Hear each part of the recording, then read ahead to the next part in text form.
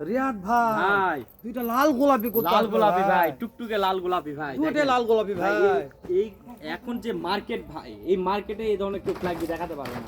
রিয়াদ এগ্রোই প্রথম। জি ভাই জি। মানে এই মার্কেটে রিয়াদ এগ্রো প্রথম দুইটা লাল গোলাপি নিয়ে আসলো ভাই। জি ভাই জি, এই দেখেন না কেন কি পরিমাণ চঞ্চল কোয়ালিটি। মাশাআল্লাহ রিয়াদ ভাই, ভাই। এই দুইটার বয়স কি সেম আছে নাকি ভাই? জি ভাই জি, দুটার বয়সই সেম, হবু সেম। আর দুইটা গরুর দেখেন গোট দেখেন ভাই, এই গরুগুলোই আপনারা মনে করেন যে খুব অল্প বয়সে 1 টন করে ওয়েট হবে ভাই। অল্প বয়সে 1 টন 1 টন করে দেখেন, ঠোঁটগুলা দেখেন, মাথাটা দেখেন, ফ্ল্যাগ বি গরুর বৈশিষ্ট্য এটা ভাই।